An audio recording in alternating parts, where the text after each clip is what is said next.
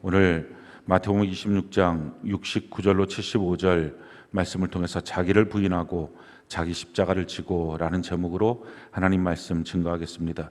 살아서 누리는 천국, 죽어서 영원히 사는 천국, 마태복음 강의 145번째 시간입니다.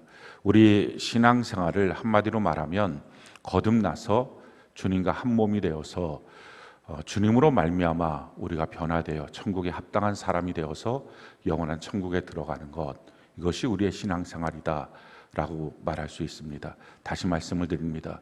우리가 거듭나서 주님과 한 몸 되어서 주님으로 말미암아 우리가 변화되어서 천국에 합당한 사람이 되어서 영원한 천국에 들어가는 것, 이것이 바로 우리의 신앙생활 전체다 라고 말할 수 있습니다.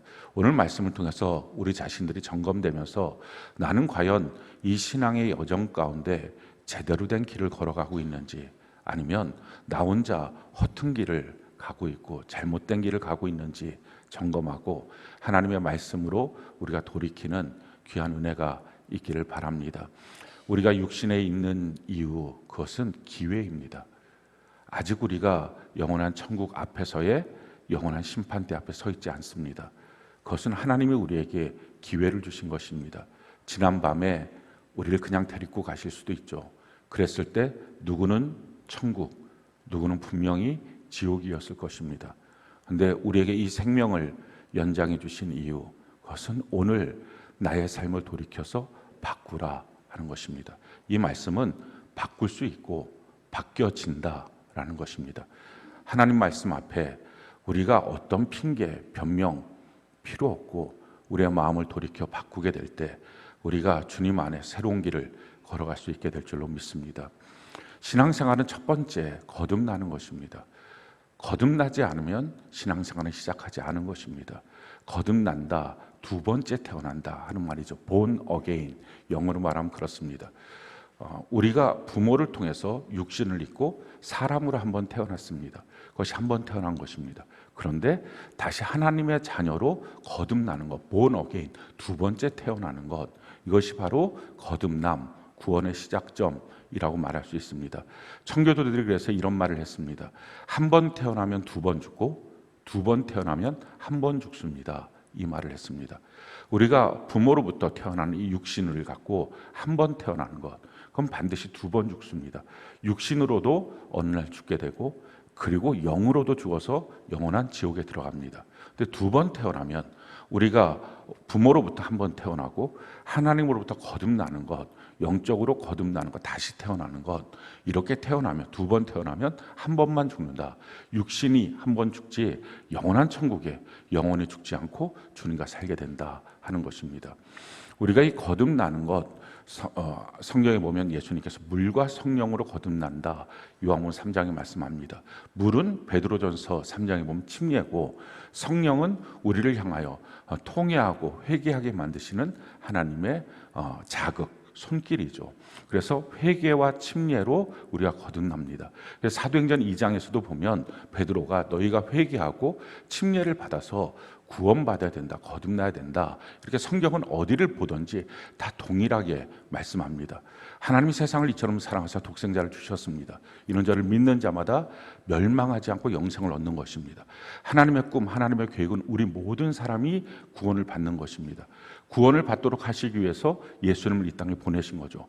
그 예수님을 믿으면 너희가 멸망하지 않고 구원을 받는다 하는 것입니다. 예수님 나의 구원자 되시고 또 예수님 나의 주인 되심을 우리가 믿는 것입니다. 그래서 로마서 10장에 보면 예수님이 나의 주인인 것을 너희가 마음으로 믿고 입술로 시인하면 구원을 받는다 하는 것입니다. 그런데 이 마음으로 믿고 입술로 시인한다, 무엇을 믿는 것입니까? 예수님이 나의 모든 죄를 속량하셨다, 예수님 나의 주인이시다, 그러기에 예수님의 말씀대로 이제는 돌이켜 살겠다 하는 것을 믿는 것입니다. 그 첫걸음이 뭡니까? 성경이 말하고 있는 그대로 물과 성령으로 거듭나야 된다, 회개와 침례로 다시 태어나야 된다, 구원을 받아야 된다, 이 말씀부터 순종하는 것입니다. 그게 신앙생활의 첫걸음입니다. 이게 안 돼 있으면 종교인이고 아직 태어나지 않은 것입니다. 회개한다는 것은 내가 지금까지 살았던 삶의 모습, 이게 잘못됐다. 내 중심, 세상의 풍조로 사는 것, 이게 아니라 하나님 중심으로 살아야 되겠다 하고 마음의 생각과 틀을 완전히 바꾸는 것입니다. 이건 개인적인 결단이죠. 이걸 회개라고 말합니다. 그리고 나서 침례를 받습니다. 이 침례는 교회적인 사건, 공적인 사건입니다. 내가 예수님과 함께 십자가에 못 박혀 죽는 것입니다. 그리고 주님과 함께 다시 살아나는 것입니다. 그래서 물에서 잠길 때 죽는 것, 물에서 다시 올라올 때 새로운 피조물로 산다. 이것을 표준화하는 것입니다. 그래서 그 다음부터는 내가 사는 게 아니라 내 안에 예수님이 사십니다. 예수를 믿는 믿음으로 살겠습니다. 이 고백을 갖고 우리가 살아가는 첫걸음을 시작하는 것, 이게 침례의 사건입니다. 이 침례를 받게 될 때 우리가 귀로 잘 듣지 못해도 놀라운 영적인 사건이 그 가운데 생깁니다. 성경 것을 우리에게 이렇게 말하죠. 마태복음 3장 16절로 17절 같이 한 목소리 한번 읽어볼까요? 시작. 예수께서 침례를 받으시고 곧 물에서 올라오실새 하늘이 열리고 하나님의 성령이 비둘기같이 내려 자기 위에 임하심을 보시더니 하늘로부터 소리가 있어 말씀하시되 이는 내 사랑하는 아들이요 내 기뻐하는 자라 하시니라. 우리가 침례를 받을 때 우리 각자가 육의 귀로 듣지 못했다 할지라도 분명한 것은 하늘에서 이와 같은 음성이 있다는 것입니다. 예수와 함께 침례받는 사람, 예수와 함께 죽고 예수와 함께 살아난 그 사람을 향해서 하늘에서는 이는 내 아들이요 이는 내 딸이요 내 기뻐하는 자라, 이 놀라운 하나님의 칭호가 하늘에 잔치가 벌어지면서 우리의 아들이 우리의 딸이 태어났다라고 하는 이 놀라운 사건이 바로 침례식에 있는 그 사건입니다. 그리고 나서 그 침례를 받음으로 우리의 씨가 바뀌는 것입니다.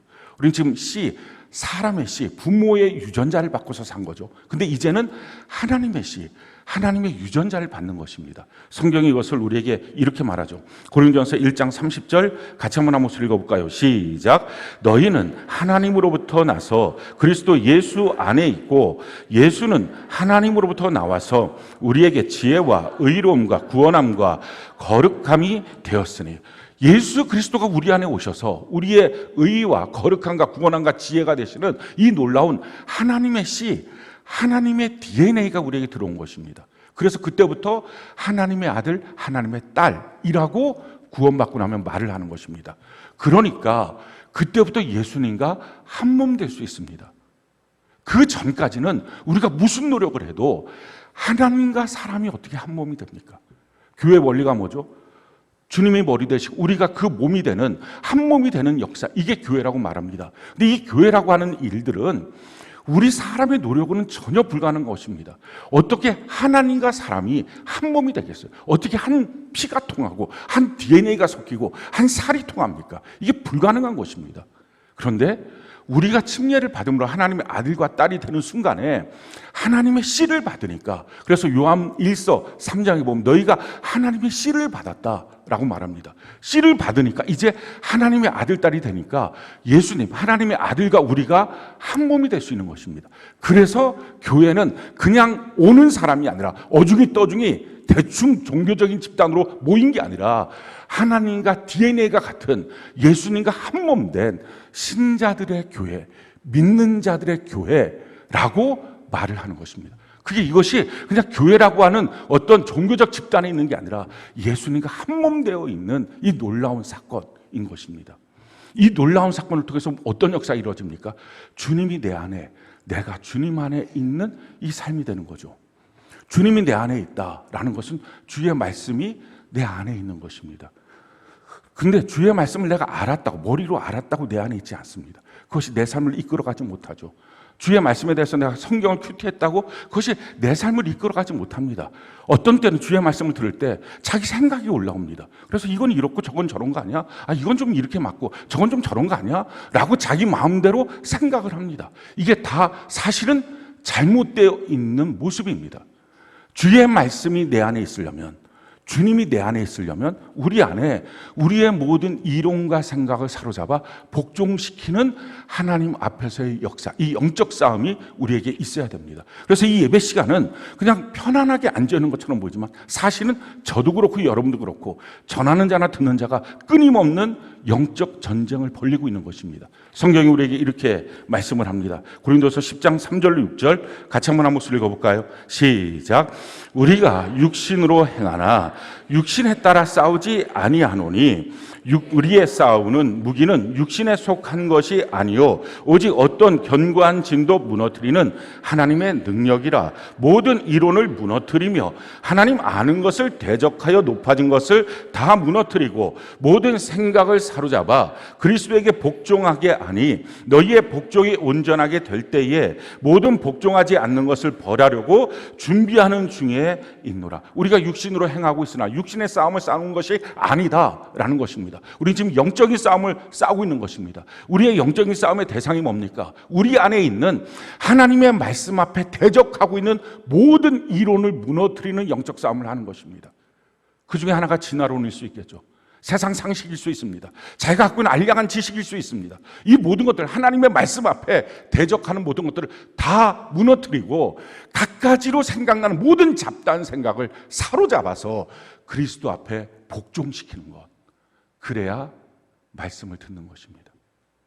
그렇지 않고서는 10년, 20년, 100년을 교회 나와도 성경을 백독천독을 해도 말씀은 하나도 그 안에 있지 않습니다. 다른 말로 말하면 주님이 그 안에 계시지 않는 것입니다. 우리가 거듭나서 주님과 한 몸 되어서 주님으로 말미암아 우리가 변화되어서 천국에 합당한 사람이 되어서 영원한 천국에 가는 것, 이것이 우리의 신앙생활인데 거듭났으면 주님과 한 몸 돼야 되는데, 다른 말로 말하면 교회됨이 있어야 되는데, 그 교회됨의 첫걸음은 주의 말씀이 내 안에 있는 것, 주님이 내 안에 계시는 것, 이게 시작을 해야 되는데, 이걸 하려면 모든 이론과 모든 생각을 사로잡는 영적 싸움, 우리가 육신으로 행하나 육신으로 사는 게 아니라 영적 싸움을 해야 된다. 저절로 앉아서 말씀이 들려지고 저절로 가만히 있는데 말씀의 강자가 되고 그런 일은 단 한 명에게도 이루어질 수 없다라는 것입니다. 그런 점에서 믿음은 분투해요. 이 싸움을 지금도 싸워야 이 예배 가운데 말씀이 여러분들에게 임하고, 말씀이 임하는 사건이 주님이 여러분들 가운데 임하는 사건이 된다는 것입니다. 그럼 인생은 완전히 바뀌어요. 말씀이 주도하는 삶이 됩니다. 내가 말씀을 기억해내고 움직이는 게 아니라 말씀이 때마다 일마다 기억나게 하고 말씀이 산 소망이 되어서 나를 이끌고 가고 내 삶을 바꿔놓기 시작합니다. 두 번째는요, 내가 주님 안에 들어가는 것입니다. 내가 주님 안에 들어가는 것은 주의 사랑 안에 들어가는 것입니다. 주의 사랑 안에 들어가기 위해서는 주의 계명을 지키는 것입니다. 요한복음 15장 9절, 10절, 12절에 보면 우리가 주의 계명을 지킬 때 주의 사랑 안에 들어간다라고 말합니다. 어떤 사람들이 이렇게 말합니다. 꼭 그래야지 주의 사랑 안에 들어갑니까? 하나님은 못하는 자, 약한 자, 안 하는 자 다 사랑해 주셔야 되는 것 아닙니까? 아니요. 하나님 공평하신 하나님, 정의로우신 하나님이십니다. 그 공평하고 정의로우신 하나님을 내 마음대로 그냥 난 아무것도 안 해도 하나님 무조건 사랑만 해주세요. 그건 잘못된 것입니다. 기독교에서 말하는 사랑은 받는 게 아닙니다. 사람들이 참 성경을 잘못 이해하고 있는 것은 성경의 모든 말씀은 사랑하라 이렇게 표현되어 있어요. 그게 명령입니다. 사랑하라. 너 사랑받으라. 사랑받으라. 그 말 한마디도 없습니다. 근데 교회 나와서 사랑이라고 하는 걸 생각할 때 이렇게 생각합니다. 왜 교회가 사랑이 없죠? 말도 안 되는 말입니다. 사랑이 없다고 느껴지면 너가 사랑하면 되지. 왜? 성경은 사랑하는 건데 받는 사랑만 생각하니까. 그래서 교회에서 말하고 있는, 성경에서 말하고 있는 모든 사랑은 사랑과 나의 이익은 항상 반대되는 것입니다. 근데 사랑과 이익이 함께 가는 거예요. 사랑하면 내가 좋고, 사랑받으니까 내가 좋고, 기분 좋아지고, 나를 대우해주고, 나를 위해주고, 이게 사랑이라고 착각합니다.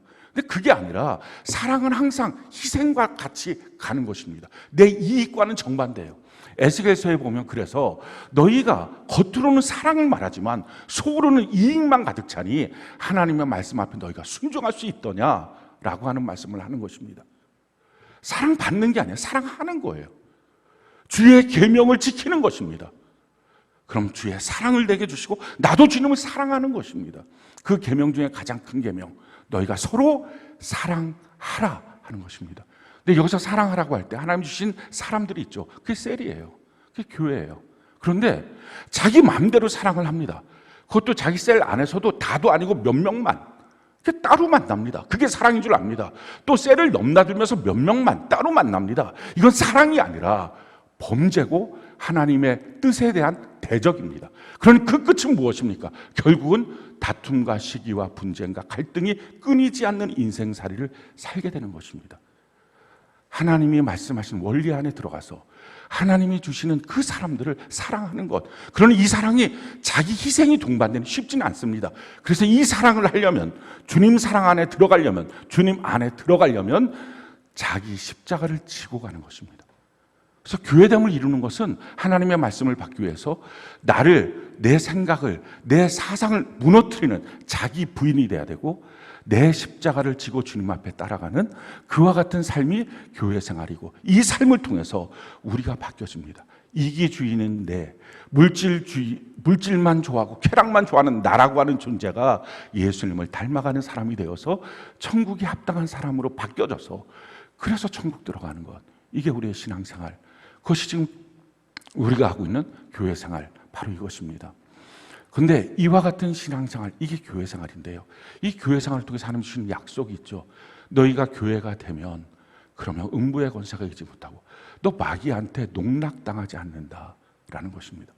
전 여러분들의 가정도, 여러분들 자신도, 여러분들 영혼도, 여러분들 자녀도 결코 마귀한테 휘둘림 당하지 않는 하나님의 거룩한 백성 되기를 바랍니다.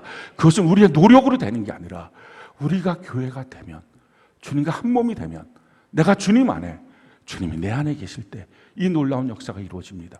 천국 문을 여는 열쇠를 우리가 소유하게 된다는 것입니다. 우리가 교회가 될 때 우리를 통해 수많은 영혼이 주님께로 인도함을 받습니다. 우리가 그들에게 향도가 되고 선도하는 역할들을 우리가 하게 될 것입니다. 그때부터 영광스러운 빛이 나옵니다. 그래서 에베소 5장에 보면 교회는 영광스러운 곳이다, 빛이 나는 곳이다 라고 말합니다. 또한 에베소 3장에 보면 교회는 하늘의 각종 지혜를 내가 다 받는 것이다. 그래서 하나님의 지혜와 하나님의 지식이 넘치는 사람이 됩니다. 그리고 만물을 충만케 하신 자의 충만이 됩니다. 그 삶의 모습을 구약의 교회론이라고 말하는 룻기서를 통해서 우리에게 가르쳐주죠. 구약의 그 룻기서는 교회론입니다. 신약의 교회론이 에베소서인 것처럼 구약의 교회론 룻기서인데, 이 룻기서의 말씀, 밭에 가서 보아스를 만나고 그 보아스와 어떻게 결혼하는지 이 내용이 소개되고 있는데, 이것이 바로 교회 생활을 어떻게 할 것이냐, 이 내용을 우리에게 가르쳐주고 있는 것입니다. 그 룻기서의 핵심이 뭡니까? 룻이라고 하는 이 여인, 이방 여인, 모압 여인, 하나님의 회중에 들지 못하는 이 완전히 버림받은 이 여인이 하나님 안에서 어떻게 바뀌었지? 붙쫓아가니까, 주님과 한 몸 되니까 자기를 바꾸고 자기 가문을 바꾸고 시대를 바꾸는, 만물을 충만케 하시는 영광스러운 교회의 모습, 그걸 보여주는 것입니다. 그게 우리가 이 땅을 살아가는 삶의 지표입니다. 그것이 살면서 누린 천국, 죽어서 영원히 사는 천국입니다.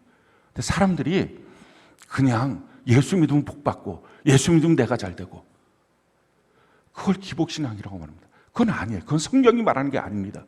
우리가 교회가 되고, 거듭나서 교회가 되고, 내 자신을 부인하고 주의 말씀이 내 안에 들어오고, 내가 십자가 지고 주님이 말씀하시는 사랑을 이루어가고 그 계명을 이루어가고, 이렇게 주님과 한 몸 될 때, 우리가 변화될 때, 그때부터 이런 놀라운 하나님이 말씀하시는 영광스러운 교회의 모습, 그 삶, 그게 우리 가운데 나타나는 것입니다.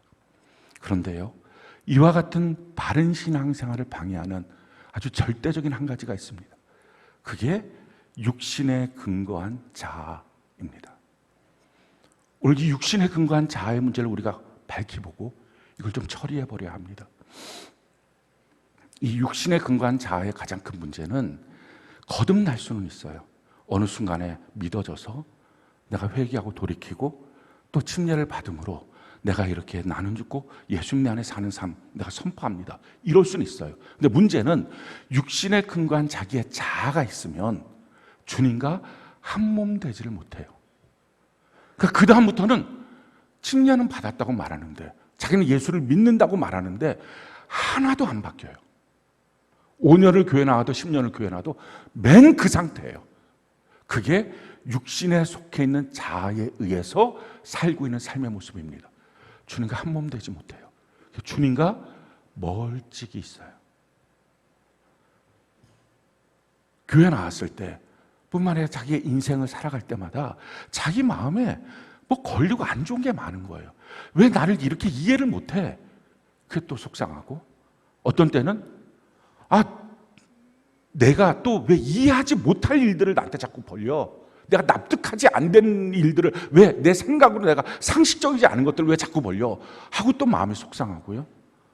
다른 사람한테 뭔가 지적할 때 지적하는 말을 안 받는다고 속상하고, 누군가 자기한테 지적하면 지적한다고 속상하고, 계속 뭔가 마음속에 분쟁이 일어납니다. 교회 나왔을 때도 감당이 안 됩니다. 그래서 성경은 이 육신에 속한 자아로서의 삶을 살게 될 때 나타나는 현상을 이렇게 우리에게 말합니다. 고린도서 3장 1절로 3절 같이 한번 읽어볼까요? 시작. 형제들아, 내가 신령한 자들을 대함과 같이 너희에게 말할 수 없어서 육신에 속한 자 곧 그리스도 안에서 어린 아이들을 대함과 같이 하노라. 내가 너희를 젖으로 먹이고 밥으로 아니하였노니 이는 너희가 감당하지 못하였음이거니와 지금도 못하리라.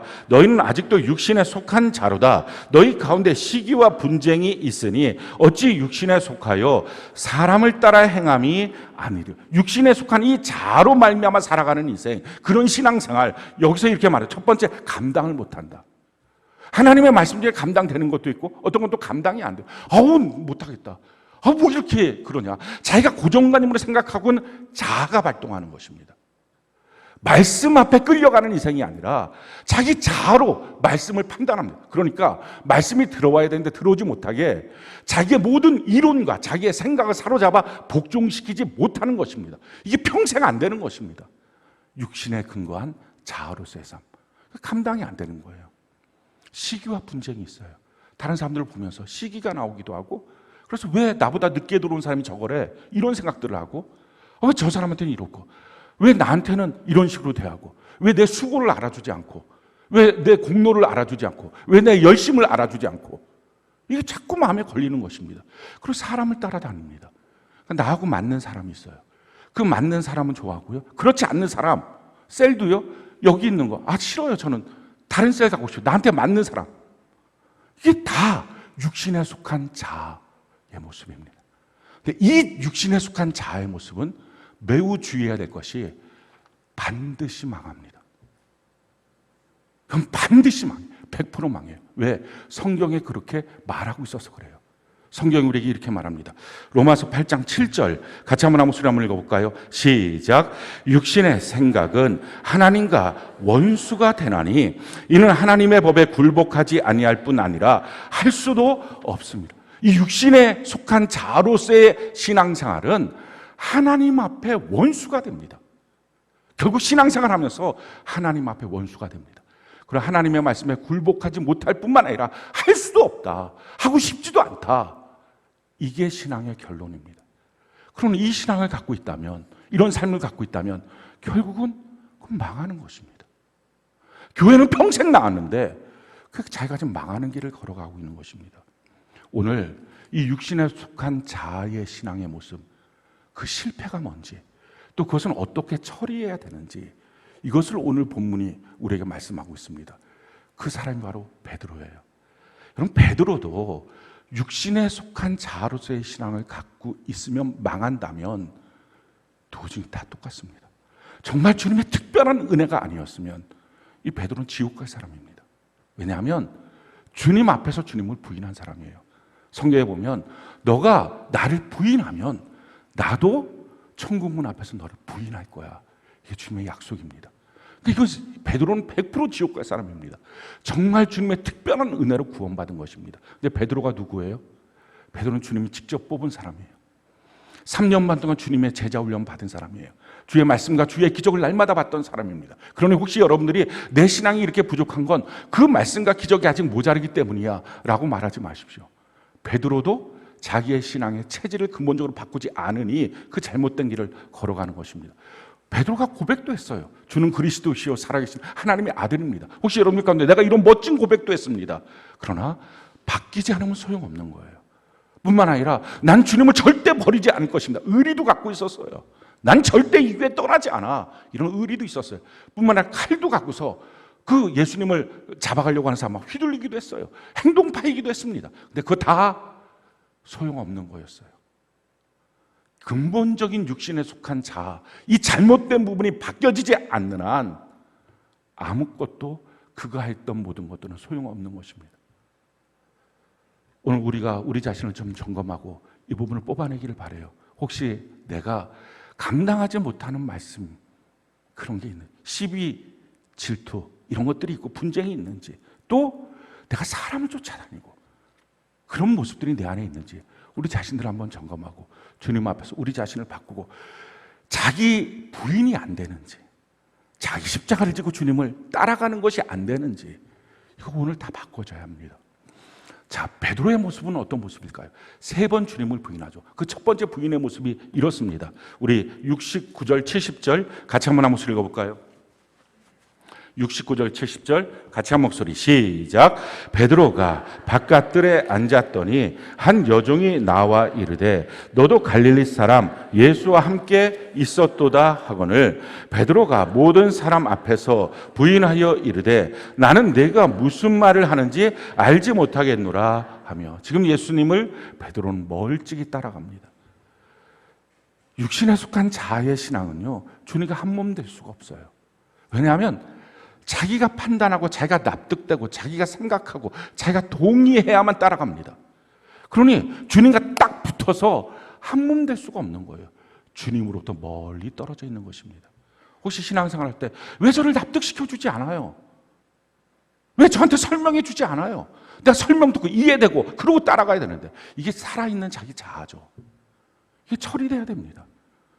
그러니까 어느 때 자기가 봤을 때 괜찮은 것 같으면 주님 앞에 딱 달라붙어 있습니다. 자기가 봤을 때 아니면 멀찍이 떨어졌습니다. 실족하고 있는 거예요. 그게 육신의 자아로부터 근거한 신앙의 삶입니다. 아무리 성경을 읽어도, 아무리 신앙생활을 오래 했어도, 봉사를 많이 했어도 그냥 그건 자아로서의 삶입니다. 동의는 했지만, 또 어느 때는 부동의, 내가 동의할 수 없어 했지만 순종은 단 한 번도 한 적이 없는 것입니다. 순종은 뭐예요? 즉각 순종, 절대 순종, 완전 순종, 완결 순종, 이거야만 순종인데, 신앙생활을 살면서 순종이라는 것을 해본 적이 없는 거예요. 내가 납득되면 동의, 그렇지 않으면 부동의. 그러니까 육신에 속한 이 자아의 모습, 주님과 한 몸 될 수가 없어요. 자기는 교회 나와서 열심히 셀 안에 같이 뿌리 내리고 있으니 한 몸 됐다고 말하지만, 사실은 주님이 말씀할 때 내가 너를 도무지 알지 못하겠다, 너는 나랑 한 몸 된 적이 없어 라고 말하는 것이 이 육신에 속한 자아의 신앙의 삶의 모습입니다. 멀찍이 따라가죠. 지금 베드로가 예수님 멀찍이 따라가서 그 바깥들에, 주님은 안에서 지금 신문을 받고 있는데 바깥들에 앉아있는 이유가 뭡니까? 주님 옆에 바로 갈 수가 없었어요. 자기가 봤을 때 위험하다고 생각이 들었어요. 그게 자아로서의 신앙이에요. 자기가 봤을 때 위험해. 그러니까 멀리 떨어져 있어요. 주님은 대제사장한테 신문을 받습니다. 근데 참 놀라운 것은요, 그렇게 멀리 떨어져 가면 주님이 고난받을 때 자기는 안전할 것 같습니까? 그렇지 않아요. 자기는 수치를 당해요. 왜 그리스도인들이 수치를 당할까요? 우리는 고난을 받을 수는 있어도 수치당하진 않아요. 그 고난도 영광스러운 고난입니다. 수치당하지 않아요. 수치당하는 이유는 주님과 멀리 떨어져 있어서 그래요. 그러니까 지금 이 여종이 와서 너 예수님 한 패였지, 차라리 주님 앞에 붙어 있으면 대제사장한테 신문을 받는데, 이 지나가는 여종이 와서, 이 계집종이 와서 지금 베드로를 신문합니다. 이런 수치를 당합니다.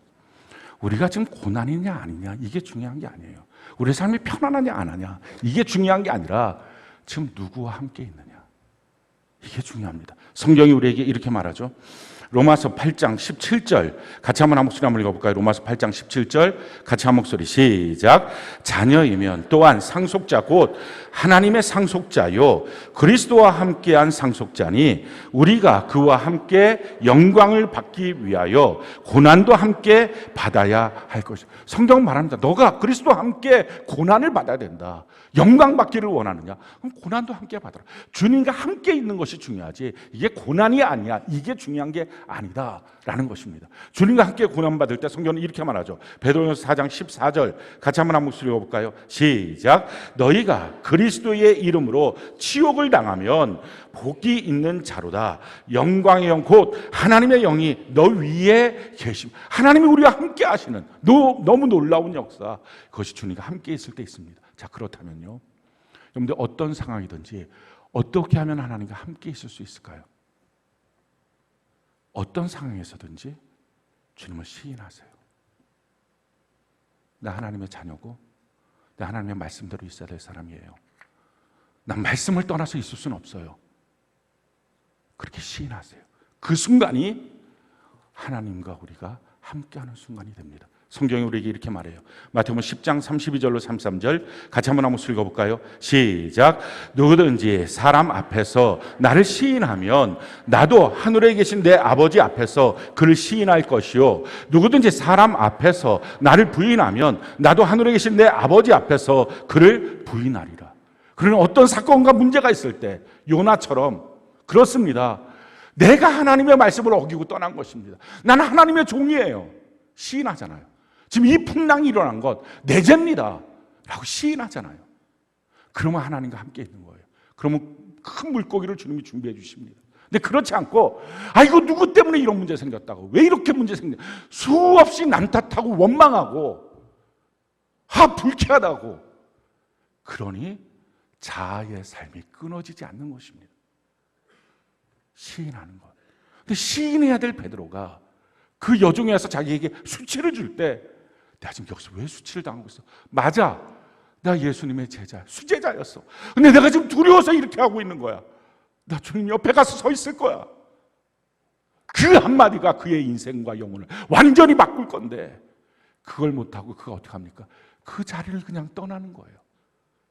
그렇게 수치당하는 곳, 거기서부터 부끄러움을 좀 벗어나자 하고 앞문 쪽으로 떠납니다. 그랬더니 어떻게 됩니까?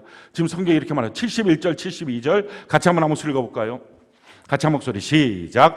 앞문까지 나아가니 다른 여종이 그를 보고 거기 있는 사람들에게 이르되 이 사람은 나사렛 예수와 함께 있었도다 하매 베드로가 맹세하고 또 부인하여 이르되 나는 그 사람을 알지 못하노라 하니라. 거기서 인정해야 되는데, 시인해야 되는데, 내 죄입니다. 난 하나님의 백성이에요. 내가 말씀을 떠나서 생긴 문제예요. 이런 너무 간단한 문제인데 그걸 안 합니다. 안 하고 슬쩍 피합니다. 그랬더니 어떻게 합니까? 다른 여종이 와서 이렇게 말해요. 이 사람은, 여기서 이 사람이라는 이 말은 헬라 원어로 보면 이 녀석은이에요. 이 녀석은, 이놈은, 이 자식은. 수치가 더 커집니다. 여종이 와서 이 녀석은, 이 자식은 예수랑 함께 있었던 거야. 자, 그랬더니요, 베드로가 어떻게 반응합니까? 이렇게 반응해요. 72절 보니까 베드로가 맹세하고 또 부인하여 이르되 나는 그 사람을 알지. 그 사람이 뭐예요? 나 저 자식 몰라. 지금 예수님이 향해서 말하는 거예요. 이제는 랍비도 아니에요. 선생님도 아니에요. 주님도 아니에요. 자기가 궁지에 몰리니까 난 저 자식 몰라. 평상시에 목사님 그러다가 마음이 확 돌아서면 저 사람, 저 자식, 저 녀석, 똑같은 거예요. 그때까지는 베드로가 몰랐어요. 사람이니까 다 궁지에 몰리면 이럴 수 있지, 문제 생기면 이럴 수 있지 라고 생각했어요. 그런데 세 번째 부인하는 사건이 생기죠. 거기서 그가 완전히 바뀌어지기 시작해요.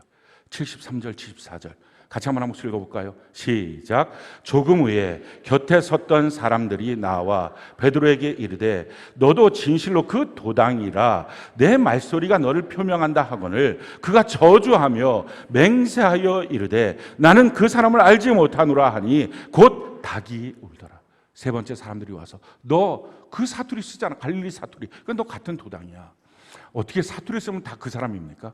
말도 안 되는 말인데 거기에 주눅 드니까 그냥 정신이 없으니까 그 앞에서 예수를 저주하고 맹세하고 부인합니다. 누가복음 22장에 보면 그가 예수님을 저주하고 맹세할 때 주님이 그를 바라보시고 주님과 시선이 마주쳤다는 거예요. 사랑하는 성도 여러분, 여러분들이 무엇인가 주님을 향하여, 교회를 향하여, 영적 리더를 향하여 말하고 있을 때 주님이 여러분들을 바라보고 있습니다. 물끄러미 보시는 거예요. 그럼 얼마나 큰일 난 일입니까? 그 상황 가운데 닭이 울어요. 그 순간 깨달아요. 너가 닭 울기 전에 날 3번 부인할 거야. 베드로가 그 말씀이 기억나서 통곡하며 우는 것으로 이 장면이 맞춰집니다. 우리의 신앙은 어떤가요? 지금 주님을 붙여쳐갑니까? 주님과 한 몸 돼 있습니까? 아니면 자기의 자아가 판단하고 생각하고 말하고, 그래서 이건 감당이 돼, 이건 감당이 안 돼, 이건 할 수 있어, 이건 할 수 없어. 이건 이해돼, 이건 이해 안 돼. 이건 내가 왜 해야 돼? 이런 식으로 결국은 자기 자아가 동의하는 만큼만 가는 건지, 말씀에 순종하고 주를 믿고 가는 건지. 주님과 분리되어 있는 신앙생활, 그건 종교생활이에요. 거듭났을 수는 있어도 구원을 완성시킬 수 없습니다. 오늘 내 안에 있는 이 부분이 처리돼야 됩니다. 자, 어떻게 처리할까요? 우리가 이제부터 이 자아를 때려잡자, 이거 언제 자아가 튀어나오는지 모르기 때문에 때려잡지 못합니다. 근데 때려잡는 시점을 하나님이 주세요. 그게 수치예요. 여러분들 자녀 때문에 수치스럽습니까? 여러분들 배우자 때문에 수치스럽습니까? 부모 때문에 수치스럽습니까? 아니, 정말 내 자신 때문에 수치스럽습니까? 그게 주님 주신 기회예요. 그 수치를 깨닫는 순간에 어떻게 하셨나요? 원망했나요? 분노했나요? 다퉜나요? 그게 아니라 그렇습니다. 말씀이 떠오르는 사람, 베드로처럼 그게 기회가 있는 거예요. 내가 이 말씀을 떠났구나. 말씀이 떠오르는 사람. 우리의 삶 속에 절망적인 사건이 생깁니다. 내게 왜 이런 일이 생기지? 그게 기회예요. 자기 자아를 처리할 수 있는 기회. 원치 않는 장소, 원치 않는 시간, 원치 않는 사람 앞에 자기가 서 있는 것, 그게 기회예요. 베드로가 아마 이런 생각했을 거예요. 내가 어쩌다가 여기 와서 이런 수모를 당하고 이런 망신을 당하고 내가 이렇게 주님 앞에 주님을 저주하는 모습까지 내가 들어갔나. 그게 기회예요. 그때 자기 상황, 처지, 형편 말하는 게 아니라 말씀이 떠오르기 바라요. 말씀 떠올라서 그 말씀을 붙잡아야 돼요. 그리고 베드로가 했던 것처럼 통곡하며 기도하는 거예요. 내 뜻대로 마옵시고 아버지의 뜻대로 되기 원합니다. 여러분들이 더 기도 시간을 좀 늘렸으면 좋겠어요. 힘든 일이 있을수록 어떻게 하든지 틈을 내서 기도하시기 바라요. 그리고 더 깊이 공동체 안에 있으십시오. 자기가 힘든 일이 생기고 수치스러운 일이 생기면 공동체로부터 벗어나고 싶어 합니다. 거기 있는 걸 싫어해요. 근데 떠나면 가론 유다 됩니다. 그 가운데 있어야 변화가 있어요. 성경이 우리에게 이렇게 말씀합니다. 히브리서 3장 12절로 13절, 히브리서 3장 12절로 13절 같이 한번 한 목소리 한번 읽어봅시다. 시작. 형제들아, 너희는 삼가 혹 너희 중에 누가 믿지 아니하는 악한 마음을 품고 살아계신 하나님에게서 떨어질까 조심할 것이요, 오직 오늘이라 일컫는 동안에 매일 피차 권면하여 너희 중에 누구든지 죄의 유혹으로 완고하게 되지 않도록 하라. 서로 있으면서 서로 권면과 서로 도전을 주십시오. 신앙생활 우리 바로 하는 것, 똑바로 해야 된다 하는 것들을 가져야 됩니다. 성경은 우리에게 이렇게 말하고 있어요. 마태복음 16장 24절 같이 한번 목소리 한번 읽어볼까요? 시작. 이에 예수께서 제자들에게 이르시되 누구든지 나를 따라오려거든 자기를 부인하고 자기 십자가를 지고 나를 따를 것이니라. 그렇습니다. 누구든지 자기 부인, 자기 십자가 지는 것, 자기의 모든 생각과 자기의 모든 이론을 주님 앞에 복종시키고 주의 말씀을 받는 것, 자기를 완전히 자기 십자가를 지고 하지 못할 형편들 다 짊어지고 주의 계명을 따르는 삶 사는 것입니다. 성경 구체적으로 우리에게 이렇게 말씀해요. 디모데후서 3장 2절로 디모데후서 2장 1절로 7절 같이 한번 읽어볼까요? 시작. 내 아들아, 그러므로 너는 그리스도 예수 안에 있는 은혜 가운데서 강하고 또 내가 많은 증인 앞에서 내게 들은 바를 충성된 사람들에게 부탁하라. 그들이 또 다른 사람들을 가르칠 수 있으리라. 너는 그리스도 예수의 좋은 병사로 나와 함께 고난을 받으라.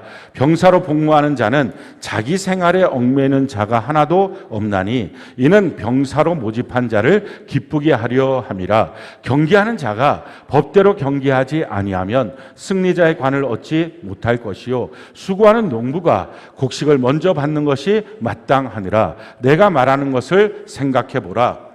주께서 범사에 내게 총명을 주시리라. 아멘. 주님 은혜 가운데 강해져서 충성된 사람 되십시오. 이제부터 여러분들이 해야 될 실천 강령입니다. 첫 번째는 뭐예요? 군사처럼 자기 생활 자꾸 주장하지 말아요. 자기 처지 주장하지 말아요. 주님이 지금 나한테 원하시는 게 뭐지? 이걸 붙드세요. 주님이 내게 주신 말씀이 뭐지? 이걸 붙드세요. 처지 상황 거기에 한번 휘둘르면요, 마귀가 평생 처지 상황 계속 줍니다. 그럼 그 사람 신앙 망하는 거 뻔히 아니까. 주님이 나한테 지금 원하시는 것, 내 상황과 처지가 있어요. 근데 주님의 뜻이 있잖아요. 그럼 그 뜻을 따라가 보세요. 그러면 처지와 상황을 바꾸시는 분 우리가 아니잖아요. 하나님이 바꾸시잖아요. 전능하시니까. 그러면 창조주가 되시니까, 통치자시니까. 그래서 주님 앞에서 주님의 뜻, 주님을 기쁘시게 하는 것이 무엇인지를 붙잡으십시오. 두 번째 뭐라고 말합니까? 경계하는 자가 법대로 경계하지 않으면 승리자의 관을 얻지 못한다. 여러분들 열심히 무엇인가를 하지만 법대로 하십시오. 룰대로 하십시오. 교회 안에 들어왔을 때 교회의 룰대로 하십시오. 교회 룰대로 하는 것, 야 지금 내 상황은 이런데 이런 걸 나한테 말해? 피도 눈물도 없나? 아니요. 피도 눈물도 없는 게 아니라 상 받게 하기 위해서예요. 열심히 했는데 상이 없으면 무슨 의미가 있어요? 룰대로 하십시오. 세 번째, 수고하는 농부가 열매를 얻는다. 농부는요, 자기 컨디션에 따라 일하지 않아요. 계절에 따라 일해요. 때를 따라 일해요. 오늘 몸 컨디션이 안 좋아, 그냥 있자. 그렇지 않아요. 하늘에서 비를 내리면 비를 맞아. 또 여름이 되면 여름에, 봄이 되면 봄에, 가을이 되면 가을에 때를 따라 일합니다. 내 스타일, 내 스케줄대로 움직이는 게 아니라 주님이 주신 때를 따라 움직이십시오.